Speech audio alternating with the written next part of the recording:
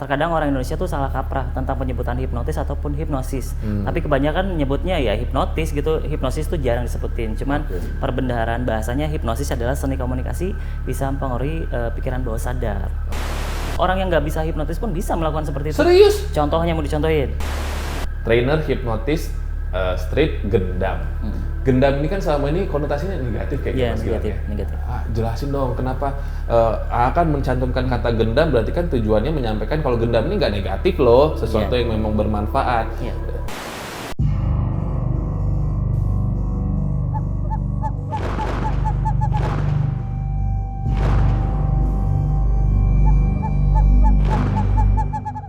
Assalamualaikum warahmatullahi wabarakatuh. Halo teman-teman, selamat datang kembali di channel kesayangannya kamu. Ibu gangguin deh, udah diatur-atur sama Imam. Oke, dan teman-teman yang pasti Anda sedang menyaksikan Bada Maghrib barengan sama aku Robi Purba seperti biasa. Kali ini aku pengen bantuin kalian semua. Tapi bukan aku yang bantuin, tentu aja ada seorang expert yang paham tentang hal ini. Mungkin tante kalian, mama kalian, atau mungkin juga kalian sendiri pernah menjadi korban hipnotis ketika kalian sedang berjalan kaki di pinggir jalan. Atau mungkin ketika kalian lagi pacaran sama temen, tiba-tiba tasnya hilang aja. Atau mungkin kalau di kamar kalian barangnya hilang aja. Tapi kalau di kamar hilang barang kayaknya pembantu itu ya yang ambil ya. Tapi ya itulah, kita akan ngebahas tentang hal ini yaitu hipnotis. Sebenarnya hipnotis itu baik atau buruk sih? Kalau baik, bagaimana penggunaannya? Kalau buruk, siapa sesungguhnya menggunakan dan menjadi hal yang buruk? Nah, kita akan ngobrol sama seorang ahli dalam bidang hipnotis, dan dia adalah sebutannya hipnoterapis berarti ya. Sekarang mungkin akhir-akhir ini selama hampir setahun ini sering lihat wajahnya di TV, khususnya di Antv. Wow, programnya sekarang nomor 1 di jam tayangnya. Langsung aja kita ketemu sama Arbi. Halo, assalamualaikum. Waalaikumsalam. Terima kasih buat waktunya. Ini sebelum syuting garis tangan kita ganggu dulu. Awalnya sebelum nongol di Antv itu followersnya sekitar 10.000 sampai 15.000, sekarang sudah 145.000. Ini sekitar. Dan 135.000 yang follow tuh emak-emak ya. Kebanyakan emak-emak sama anak muda. Soalnya anak muda ini ada berondong gitu. Nah oke, tapi kita langsung aja sekarang pengen pembahasan tentang hipnoterapi ini. Sendiri ngambil sekolah kah atau bagaimana sih ya bisa dibilang sebagai atau akhirnya disebut sebagai certified hypnotherapist gitu? Oke, pada awalnya sih ketika saya mempelajari hipnoterapi ini kan ada organisasi resminya. Dulu sekitaran tahun 2013 saya belajar di organisasi resmi di Indonesia, namanya Indonesian Board of Hypnotherapy. Dan di situ itu adalah pendidikan non formal, jadi semua orang bisa mempelajari hipnotis itu. Dan minimal sih 17 tahun. Bisa belajar. 17 tahun baru bisa disebut sebagai hipnoterapis. Minimal bisa belajar. Berarti waktu itu usia berapa? Baru lahir? Kayak 18 tahun nih usianya. Saya 33. Dulu belajar tahun 2013. 2013. Wow. Dan akhirnya mengikuti terus atau mungkin juga bagaimana? Ada misalkan pelatihan-pelatihan seperti banyak itu? sih pelatihan-pelatihan, cuman dasarnya ini dari Indonesian Board of Hypnotherapy ini sebenarnya. Jadi lebih ke pengembangan. Sebenarnya kan kalau misalnya kita dikait-kaitkan dengan bidang kehidupan apapun, ini saling berkaitan. Kalau misalnya kita berkaitan dengan pikiran bawah sadar, apapun itu sebenarnya. Jadi sebenarnya hipnoterapi itu atau terhipnotis itu kita tidak tertidur ya? Tidak tertidur. Jadi posisinya ketika kita berbicara seperti ini, kita bisa masuk dalam kondisi bawah sadar. Jadi bisa naik turun, bisa keluar masuk dalam pikiran bawah sadar. Jadi antara sadar tidak sadar. Tapi bukan tidak sadar sebenarnya, tapi masih terfokus dengan apa yang terjadi di sekitaran sini. Yang berbeda adalah kondisi fokusnya itu yang tadinya kita banyak. Misalnya sekarang kita fokus ada kamera, ada Bang Robi, ada kursi yang kita dudukin misalnya. Tapi yang kita yakinkan adalah satu fokus, satu titik fokus. Itu adalah kondisi di mana kita masuk ke pikiran bawah sadar. Hati-hati dompet.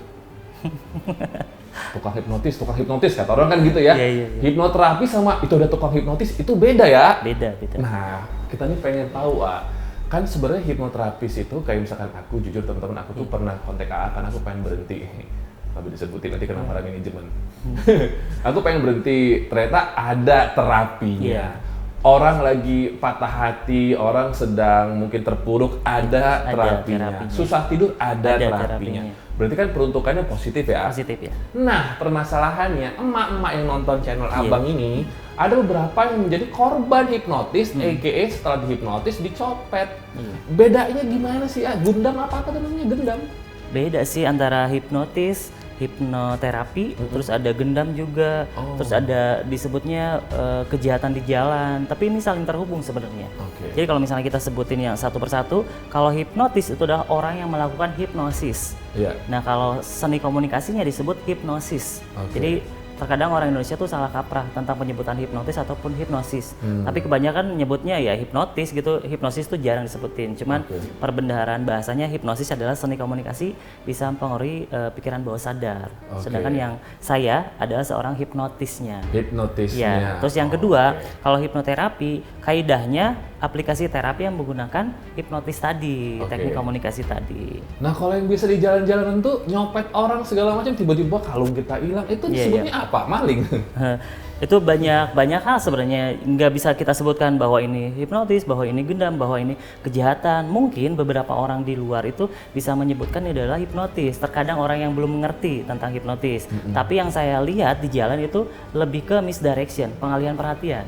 Jadi lebih ke memainkan fokus seseorang sebenarnya. Jadi bukan dalam keadaan tidak sadar, saya dihipnotis, saya tidak sadar, bukan sebenarnya. Tapi lebih ke memainkan pikiran bawah sadar, memainkan fokus seseorang sebenarnya. Itu sekolahnya sama, Beda. Kalau kejahatan itu, seorang yang nggak bisa hipnotis pun bisa melakukan seperti itu. Serius? Contohnya mau dicontohin? Enggak, maksudnya, ambil contoh kecil. Ini yang sering kejadian di kehidupan sehari-hari. Pernah hilang korek? Pernah. Sering. Hilang fokus itu berarti ya? Iya, hilang fokus. Curanrek ya? Iya, curanrek. Iya. Korek ya? Korek ini kalau misalnya kita ngobrol sama Bang Robi misalnya lagi ngerokok, misalnya ketika ngerokok, ngobrol ngalir ngidul segala macam, itu titik fokusnya berubah dan banyak.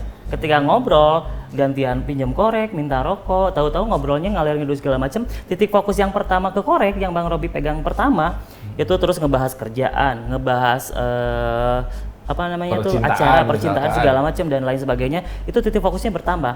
Titik fokus yang pertama itu akan hilang karena pada dasarnya manusia tuh cuma bisa mengingat 5 sampai 9 titik fokus pada dasarnya. Tapi ada orang yang bisa mengingat sampai 10 sampai 11 dan itu jarang sebenarnya. Jadi kalau proses hipnotis, bukan hipnotis ya? Apa jadi prosesnya tadi apa? Misdirection namanya. Misdirection ya? Pengalihan perhatian. Kalau misalkan pengalihan perhatian itu dia menggunakan ilmu apa? Apakah betul kata orang-orang ilmu pasti pakai jin, dia ilmunya tinggi, ini itu gimana sih ya? Ini seni menipu sebenarnya misdirection. Iya. Ini ya pokoknya dia nipunya dengan cara pengalihan perhatian. Itu yang pertama dari korek tadi. Terus yang kedua itu kebanyakan yang via telepon, yang di ATM. Sebenarnya itu kan pengalihan perhatian juga sama. Dengan cara memberdayakan sisi lemah manusia. Setiap manusia tuh ada sisi lemahnya. Semua manusia tuh ada sisi lemahnya. Pada saat dia panik, pada saat dia bahagia, itu sisi lemah manusia sebenarnya bahagia. Misalnya kita godain cewek, itu buat dia bahagia, itu sisi lemahnya sebenarnya. Kita bisa buat dia nurutin apa yang kita mau, dia bisa jadi apapun yang kita mau, itu pada saat ini bisa kita berdayakan sebenarnya. Bahagia, panik, kaget, terus apa lagi ya, ketakutan, itu sebenarnya titik lemah manusia di situ. Berarti makanya terlalu bahagia juga nggak boleh, terlalu sedih juga nggak boleh, karena di situ adalah titik lemahnya kita. Kenapa bisa seperti itu? Karena di dalam titik lemah itu kondisi pikiran gelombang bawah sadar manusia itu cenderung terbuka karena logisnya nggak jalan. Logisnya. Jadi kalau misalnya kita berbicara pikiran sadar dan bawah sadar, ini antara pikiran logis dan pikiran bawah sadar. Ketika fenomena yang tadi, yang sisi lama manusia itu berjalan dan ke trigger, ada apa disebutnya trigger tuh lebih ke terpicu. Ini akan turun pikiran logis. Pikiran bawah sadar naik karena ini sesuatu yang kita rasakan, panik, takut, sedih, bahagia, ini yang terhubung. Kalau di sini kita akan melogikakan sesuatu. Kalau misalnya Bang Robi dapat, selamat Bang Robi, misalnya ada telepon, Bang Robi ini ada hadiah Lamborghini misalnya gitu kan. Kalau Bang Robi berpikiran ini secara logis, kapan nih saya ikutan kois? Ini logis main-main. Logis. Kalau misalnya Bang Robi logis yang nggak main, wah saya dapat Lamborghini, ini langsung ke sini. Entah itu dengan cara dia memposisikan misdirectionnya, Bang Robi sekarang bisa ke ATM nggak? Ini soalnya mau ditransfer dulu buat DP-nya misalnya. Jadi kan istilahnya mau transfer dulu buat DP-nya, dia transfer ke Bang Robi atau Bang Robi transfer ke dia. logisnya nggak jalan. Jadi dia misdirectionnya di sini. Berarti bikin dia bingung. pelaku misdirection ini mereka ini adalah ahli komunikasi ya? Bisa jadi Sangat jago ahli sekali ya? menipu sebenarnya. Iya, dalam tutur kata, Iya, tutur pemilihan kata, iya. diksi dan memanfaatkan Iya, kelemahan betul, kita. betul. Maka dari itu kalau misalkan lagi di jalanan mungkin jangan fokusnya ke handphone Iya. atau apa, terlalu apa, tetap waspada gitu ya. Terus mengutamakan logis sebenarnya. Mereka-mereka ini yang sering katanya hipnotis, wah gue terhipnotis, saya terhipnotis. Pelaku kejahatan ini mereka terorganisir nggak sih ya? Kalau pelaku kejahatan sebenarnya mereka terorganisir. Makanya ada via telepon, mau minta pulsa dulu. Dilatih mereka? Iya, sebenarnya ada Ada pelatihan iya, tapi hipnosisnya? Bukan, itu bukan pelatihan hipnotis sebenarnya. Tapi emang cara menipunya seperti itu. Karena Beda pada dasarnya berarti ya? Hipnotis tuh nggak bisa pakai buat nipu sebenarnya. Hipnotis tuh ya sisi baiknya banyak, cuman nggak terlalu banyak sisi buruk sebenarnya kan, karena hipnotis itu kan pada dasarnya banyak cabangnya. Ada buat hiburan, kebanyakannya buat terapi, kebanyakan buat penyembuhan seperti itu. Nah, minimal mulai sekarang teman-teman bisa apa ya? Mulai tidak menggolongkan aksi kejahatan tersebut sebagai bentuk hipnotis. Iya, betul. Karena bukan. Itu bukan hipnotis. bukan. Itu Kalau hanya misalnya pengalihan saja ya. kalau misalnya hipnotis itu bisa buat kejahatan, mungkin saya jadi kaya raya. Kan udah stripping tiap Oh, iya. hari, udah kaya Iya, raya. Alhamdulillah. Nah, itu teman-teman. Jadi ini ada manfaatnya obrolan kita. Jadi jangan digolongkan lagi menjadi ilmu hipnotis.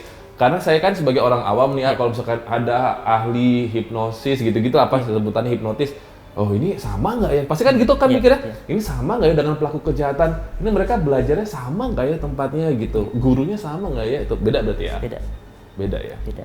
Jadi apa yang harus kita lakukan agar kita terjauhkan dari misleading fokus ini ketika kita lagi di jalan gitu? Sebenarnya yang paling penting yang kita dahulukan dalam niat kita adalah selalu berpikir logis. Melogikakan sesuatu, rasional. Cewek susah dong, Kak. Makanya korbannya banyak cewek ya? Iya, benar. Tapi nggak terlalu fokus ke cewek sih, karena disebutnya orang sugestivitas tinggi. Kebanyakan orang-orang yang gampang dipengaruhi adalah orang yang sugestivitasnya tinggi. Itu cenderung pikiran bawah sadar cepat naik. Kebanyakan orang yang sugestivitasnya tinggi biasanya orang yang sering memerankan seseorang, entah itu aktor atau aktris, atau misalnya dia sering jadi art atau misalnya seni, menggambar, main musik, itu cepat masuk dalam imajinatif. Mainnya pikiran bawah sadar otak kanan. Dan itu lebih rentan. Lebih mudah. Sebenarnya itu penggunaannya bisa lebih positif dan lebih bisa mengembangkan diri kita sebenarnya. Tapi sisi negatifnya itu bisa terpengaruh secara mudah. Nah sekarang kita mau jualan. AA itu bisa bantu siapa aja sih ya? Permasalahan apa aja dan siapa aja, terus mahal nggak sebenarnya? Ini gue jualan ya. Coba bantuin A. Permasalahan sebenarnya lebih ke mencakup semua aspek kehidupan. Misalnya dari sekarang kan semua hal yang berhubungan dengan diri kita, perjalanan waktu dari dulu sampai sekarang itu saling terhubung dengan pikiran bawah sadar. Karena apapun yang kita lakukan, mau perilaku, mau kehidupan keseharian kita, misalnya kita jadi pemarah, kita jadi baik hati, kita jadi sombong, itu hasil dari capture atau misalnya merekam sesuatu yang ada di masa lalu, dan itu hasilnya adalah hasil sekarang. Ya. Asalnya kita misalnya 10 tahun yang lalu kita baik. Kok pas ketemu jadi jahat kayak gini misalnya. Jadi A menyarankan siapa saja untuk datang ke para hipnotis berarti ya?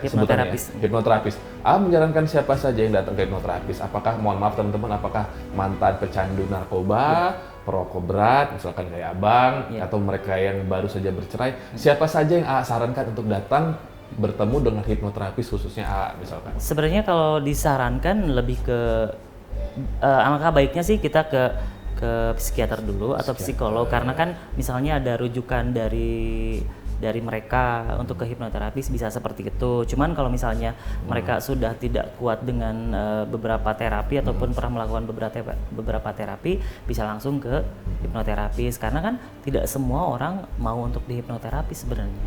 Karena pada dasarnya harus punya niat yang tekad yang bulat sebenarnya kalau misalnya kita melakukan terapi. Kan sering jalan-jalan tuh di YouTube-nya apa tuh di Instagram-nya jalan-jalan tiba-tiba ada anak-anak SMP, SMA bantu hipnotis gitu ya. Itu sebenarnya tujuannya apa? Tujuannya lebih ke yang pertama sebenarnya kan lebih ke hiburan. Kita menghibur, misalnya jadi anak-anak yang lagi nongkrong atau misalnya nggak ada kegiatan, hibur dulu dengan hipnotis. Atau yang kedua adalah lebih ke edukasi, gimana caranya kita menghindari yang namanya hipnotis di jalan, yang kaitannya itu bukan murni hipnotis padahal misdirection kaitannya. Terus yang ketiga kaitannya dengan penggunaan hipnotis dalam kehidupan sehari-hari, apakah ada gunanya atau enggak. Sebenarnya banyak gunanya sebenarnya buat kehidupan kita sehari-hari, banyak.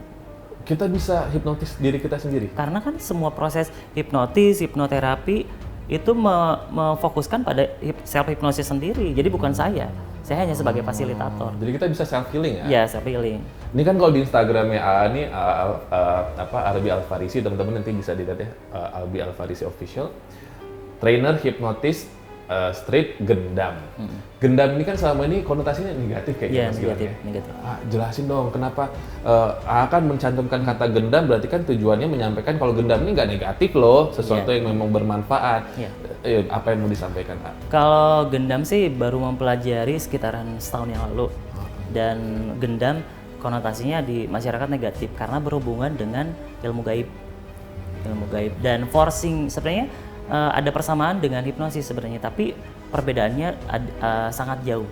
Walaupun ada sama, forcingnya ada seni komunikasi, tapi kalau gendam seni komunikasi dengan cara forcing energi, ngirim energi. Jadi ada mantra-mantranya sebenarnya. Pakai mantra? Ada mantranya. Jadi sekarang udah mulai belajar ilmu goib nih? Dari setahun yang lalu sudah. Dari setahun yang lalu? Cuman fungsinya sih lebih ke pengobatan. Mungkin di beberapa karyawan Antv di sini udah pernah nyobain gimana rasanya bikin air, atau misalnya ngerasain air yang Arbi buat, ya air gendam sebenarnya. Pengobatan, lebih ke pengobatan sih. Berarti setahun lalu gelang ini belum ada? Belum. Baru dipasang setahun ini? Gelang, kok tahu? Bang Robi udah bisa lihat. Nah, jadi sebenarnya kalau mereka pelaku gendam ini kan ada yang dimanfaatkan untuk negatif. Yang negatif itu seperti apa alokasinya, kalau yang positif seperti apa. Kita ini kan pengen ini loh, selama ini kan katanya hipnotis itu negatif, kita terhipnotis, ternyata itu salah. Salah. Penggunaan katanya salah. Sekarang gendam juga ternyata memang sudah diakui sama kalau gendam ini pakai ilmu tertentu. Nah, yang positif ada, yang negatif ada, boleh jelasin? Kalau yang gendam yang Arbi pelajari sih sebenarnya pantangannya sama dengan pantangan yang ada di agama. Tidak boleh mabok, tidak boleh berzina, tidak boleh mencuri, tidak boleh melakukan hal-hal yang negatif. Kalau misalnya hal tersebut dilanggar, ya hilang istilahnya sisi positifnya dari ilmu yang saya pelajari itu sebenarnya. GGD ya, ganteng-ganteng dukun. Kenapa mau dari ilmu metafisika, bisa aku bilang gitu ya, dari ilmu metafisik, sains lah istilahnya, dan sekarang masuk ke ilmu gaib. Kenapa? Karena saya tidak punya kemampuan seperti indigo yang lain, bisa ngelihat, bisa komunikasi. Tapi menurut beberapa banyak orang sih kemampuannya ada di pengobatan. Jadi saya pelajari tentang pengobatan sebenarnya, hipnotis, hipnoterapi, dan gendam itu sendiri. Kalau gendam yang negatif biasanya diperbuat seperti apa? Dibuat untuk apa? Kalau gendam sih lebih buat kayak buat orang linglung kayak. Nah ini ada hubungan dengan yang tadi misdirection, fokus itu? Beda. Oh beda lagi? Kalau gendam beda. Buset, itu gimana tuh? Cuman pembukaan gerbangnya hampir sama sebenarnya. Kalau hipnotis misalnya pembukaan gerbangnya misalnya ini ya, berbicara tentang hipnosis, pembukaan gerbangnya itu dengan cara banyak repetisi pengulangan kata-kata, ada yang disebutnya relaksasi atau ada yang disebutnya meditasi. Jadi beberapa hal ini yang bisa ngebuka bawah sadar. Kalau gendam forcingnya tetap kita ngebuat, kebanyakan sih kalau gendam mainnya panik, ngobrol segala macam, buat kepanikan, buat sesuatu yang mengagetkan, baru forcing si mantra tadi. Sebenarnya dari jauh udah di forcing. Misalnya sebelum saya melakukan gendam, saya selalu observasi orang ini gampang digendam atau tidak, misalnya kayak gitu. Ini dari jauh misalnya, orang yang gampang digendam tuh ciri-cirinya banyak sebenarnya. Apa aja? Kalau misalnya lagi nongkrong nih, orang yang sebutnya sensitif energi, kakinya selalu gerak-gerak kayak gini, nggak mau diem. Iya ada Ya, beberapa tuh selalu kayak gampang gitu. ya. Terus orangnya agak bengong, gampang. Nggak boleh. Ketika saya coba forcing, sebenarnya kan forcing ini gambling karena tidak semua orang sensitif terhadap energi, hanya beberapa orang yang sensitif. Jadi ketika saya coba forcing, kalau misalnya saya baca mantra segala macam, terus dia ngerasain, misalnya saya bacanya bikin dia ngantuk, nguap segala macam, oh udah mulai nguap, oh berarti Dari forcingnya jauh tuh bisa. jauh, ya forcing. Buset. Forcingnya seperti itu. Kan tadi kalau misalkan di awal bilang untuk melakukan atau untuk punya ilmu gendam itu kita nggak boleh keluar dari syariat Iya. agama, nggak boleh ini, nggak boleh itu. Tapi kan ada beberapa yang tadinya tidak ahli sekarang menjadi ahli, jagoannya gendam dimanfaatin jadi kejahatan. Forcing dari jauh, tiba-tiba orangnya lalai terus dicopet, diambil segala macam. Ilmunya nggak hilang tapi Nggak tahu sih kalau itu. Cuman sebenarnya terjadi kan kayak gitu kan? iya, banyak sih. Banyak, Cuman yang apa ya disebutnya? Karena setiap ilmu tuh ada, nggak ilmu sih sebenarnya. Ada hal yang misalnya misalnya ini ada hal yang jadi baik, ada yang bisa jadi buruk. Tergantung kita pakainya sebenarnya. Kalau misalnya sesuatu yang tadinya baik terus jadi buruk, akhirnya membuat dia kaya raya dan lain sebagainya, itu kaitannya dengan nanti di masa depan dia akan seperti apa misalnya. Apa yang dia tanam akan dia tuai nanti di masa itu depan. acara saya dulu. Oh, iya. Karma di Antv Iya, Karma di Antv. acara saya dulu udah nggak ada. Ya seperti itu, Mantranya bahasa apa? bahasa Jawa. Ngelmunya kemana waktu itu? Ada di Jakarta. Di Jakarta. 3 hari nggak pulang, 4 hari, Sehari. sehari nggak pulang. Di Jakarta aja. Ketemu gurunya itu bagaimana? Langsung sih ketemu. Apa yang bikin tertarik membantu orang? Membantu orang. Kalau misalkan mendeteksi orang forcing dari jauh gitu kan, tadi kan itu mencari ciri-ciri orang yang bisa digendam. Kalau misalkan melihat orang dari jauh dari permasalahannya kelihatan nggak? Permasalahan terlebih orang dari energinya, dari auranya biasanya. Jadi jangan gendam aku ya. Enggak. Coba kalau Mas Gilang apa? Tadi jangan aku. Apa yang Kalau kelihatan? dari saya lihat sih dari sini, kalau misalnya aura tuh semua orang bisa mempelajari dari disebutnya tuh etheric sensor dari orang tersebut. Jadi kalau misalnya kita fokus pada orang tersebut, itu akan terlihat di sekitaran badannya. Kalau ini kelihatannya, kalau saya salah mohon dikoreksi, warnanya kuning. Kuning ini orangnya menyenangkan dan seorang pemikir yang keras. Keren lu tipes. Kuning. Kuning. Jadi Bagus, tapi menyenangkan pemikir orang. keras ya. Iya. Kelihatan nggak kalau dari aura tuh lagi mengalami permasalahan tertentu gitu? Biasanya aura dasar itu nggak akan berubah. Warna dasar aura nggak akan berubah. Yang berubah adalah biasan-biasan auranya sebenarnya. Emang dia menyenangkan sih, walaupun lagi tertekan dia menyenangkan. Iya, betul, ya. betul. Senangin aja. Pemikirannya keras. Betul nggak lo pemikir keras Mas Gilang? Tapi overthinking nggak bagus loh. Masalah kecil bisa menjadi besar. Iya, betul. Lo gitu orangnya? Oh gitu. Kalau kayak aura kuning begitu kan berarti kalau overthinking ada masalah kecil dibesar-besarkan, Iya. ada netralisirnya dong. Ada. Harus gimana? Apa terapi juga atau Iya. apa? Kalau aura kan pada dasarnya udah terbuka semuanya. Kalau ada yang bilang buka aura nggak ada sebenarnya. ada sebenarnya. Yang ada cuman pembersihan aura. Jadi kenapa bisa orang sebut buka aura, karena pada dasarnya aura dalam tubuh manusia pada saat lahir itu udah kebuka sebenarnya. Tapi pada kotor, kalau udah gede kayak gini. Kotornya kenapa? Misalnya ada cakra mahkota, misalnya di sini cakra mahkota, kita selalu memikirkan hal yang kotor, ini akan kotor sebenarnya cakra mahkota. Atau misalnya penglihatan kita selalu melihat yang kotor ataupun yang jelek, ini akan kotor sebenarnya. Iya, nonton penglihatan. porno mulu sih lu. Kuningnya Iya. kuning Mas Gilang. Ya sebenarnya harus dibersihin itu cakra-cakranya. Kalau Mas Gilang perlu dibersihin nggak? Dia soalnya memang selain overthinking dia overworking banyak targetnya. Nggak apa-apa sih Nggak sebenarnya apa-apa. kalau sesuai dengan koridor dia. Istirahat Iya, aja cukup boleh itu istirahat bisa. cukup. Silakan kembali Dari ke alam. makanan dan kebiasaan sebenarnya. Boleh nanya nggak? Boleh dong. Kenapa nggak boleh di make up? Nggak, orang yang nggak bisa digendam sama nggak bisa di Hipnotis. hipnotis itu yang kayak gimana sih? Orang yang nggak bisa. bisa digendam dan yang nggak bisa dihipnotis, orang yang logikanya tinggi, logis, berpikir logis dan nolak. Kalau gendam, kalau udah tahu mau digendam, nggak akan bisa. Jadi gendam tuh ngumpet-ngumpet. Dari jarak berapa jauh sih bisa forcing gitu? Yang long penting saya distance? ngelihat. Heeh. Cuman sering ngobatin dari jarak jauh, sering ngobatin. Dia Beda provinsi? via DM Instagram. Oh, iya? Jadi ada di Instagram Arbi, namanya Sleepy Water. Sleepy Water tuh bisa tergantung niatnya orang sih, untuk membersihkan aura, untuk sulit tidur. Yang tadinya Sleepy Water dibuatnya untuk menyiasati yang sulit tidur. tinggal diniatin misalnya ya tadinya nggak tidur nyenyak jadi tidur nyenyak. Tuh teman-teman, Air penyembuhan biasa aja, netralisir aja bisa dari jarak jauh. Berarti kalau mau nyantet orang juga dari Instagram bisa ya? Bisa. Saya tidak bisa nyantet. Mau juga belajar? Enggak. Cuman kan karena ini udah ada penelitiannya sebenarnya kenapa air bisa jadi media pengobatan. Kalau di Jepang tuh ada yang namanya kalau nggak salah Masaru Emoto. Masaru Emoto ini meneliti air tentang molekul. Jadi air tuh bisa jadi obat dan bisa jadi racun.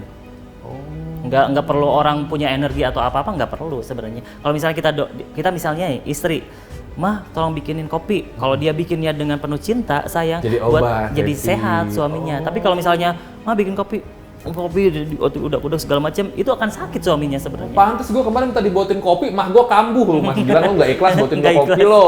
Iya. Mah gue langsung Kayak gitu air karena dulu juga pengobatan dengan air itu merubah molekul. Bisa di searching di Google Masaru Emoto penelitian tentang air Masaru molekul. Emoto. Terus ini isinya apa? Nggak tahu ini apa ya. Ayo. Gelang biasa. Kenapa baru setahun dikenakan? Ini saran dari guru. Minta close up-nya dong. Saran dari guru Bang Robi siapa? Di Enggak, ini close up. Arbi beli di marketplace kok. Iya, tapi Iya, tapi diisi ya. diisi kan. Diisi Itu. sendiri. Boleh tahu isinya berarti doa-doa ya? Enggak Ini sih, penangkal pakai kah zikir atau- aja sih. Oh, pakai zikir. Berarti dia penguat, istilahnya ini penguat sinyal. Iya. Oh, ada antenanya teman-teman. Iya, Benar. kan soal secara metafisikologik ya, metafisik yang kita kembangkan secara logik. Pada dasarnya tuh kalau manusia tuh ada sebutnya teh apa ya, antena penguat sinyal. Kalau misalnya manusia udah jadi penguat sinyal, itu energi apapun bisa diserap sebenarnya. Kalau aku lagi bagus nggak sih ya energinya? Ngomong Robi mah banyak Banyak apa? dari maunya. Banyak dari maunya. Oh iya, Harimau, banyak harimau, maunya. harimau, iya. Jadi warna aku apa? Gold. Gila berapa karat goldnya? Iya, Gold. emang ada yang nyebutnya warna-warnanya apa ya? Kalau Arbi lihat gold. Gold itu apa? Gold itu lebih ke prosperity, ke kemakmuran. Wow, amin ya Allah, amin, amin. Nah, jadi gini terakhir nih buat teman-teman semua yang mau belajar tentang gendam, hipnosis ya, Iya. hipnosis segala macam, apakah memang harus ada syarat-syaratnya? Apa memang hanya orang dewasa saja? Apa anak-anak bisa? Atau bagaimana sih? Kalau hipnosis itu sekarang udah ada wadahnya, organisasi resmi di bawah Kementerian Kesehatan. Oh, oh gitu. Ya, ada di ketua pengawasnya di TV sebelah ada. Oh, berarti memang nggak sembarangan ya? Nggak sembarangan. Artis ada yang obatin? Belum sih, Belum. karena masih di tingkat bawah aja. Papi Uya gimana? Pernah hipnotis nggak? Pernah di episode berapa ya? Hipnotis. Kemarin juga sempat ngobatin, cuman udah lumayan. Tapi ya teman-teman loh, buat yang pengen berhenti ngerokok atau maaf nih yang menggunakan obat-obatan terlarang, itu bisa ternyata pakai hipnoterapi. Asal dia punya tekad yang kuat sebenarnya. Sebenarnya itu harus dari diri sendiri, Ya, bukan saya atas. cuma sebagai fasilitator aja. Oh, tapi kalau misalkan kamu ikutan terapi tapi kata itu disuruh sama ibu Nggak bisa. segala macam, nggak bisa, harus dari diri sendiri keinginan menyembuhkannya. Nah, ini kan kalau ngomong soalnya Papi Uya, Ya. the king of Reality show, show. walaupun ada yang bilang the king of settingan. Hari ini kita akan coba lakukan sesuatu kepada Papi yang sering Papi lakukan kepada orang lain. Saya sendiri pun pernah doi hipnotis. Atau sebenarnya bukan di hipnotis ya, di hipnosis ya. Ya. Salah penggunaan katanya ya. Di hipnosis. Hipnotis itu adalah pelakunya. Jadi Papi Uya itu adalah seorang hipnotis dan kita yang di kegiatan yang dilakukan ke kita itu disebut dengan hipnosis. Papi pernah hipnosis saya waktu itu di MNC TV. Hari ini eksklusif pokoknya Arbi akan bantu aku untuk hipnosis Papi.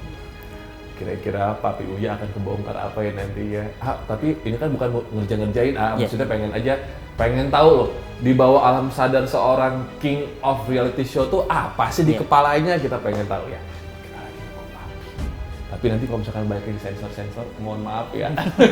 Makasih banyak. Siap, sama-sama. Ya, kalau teman-teman kita akan bongkar abis Papi Uya, tentu aja cuma di Bongkar Abis.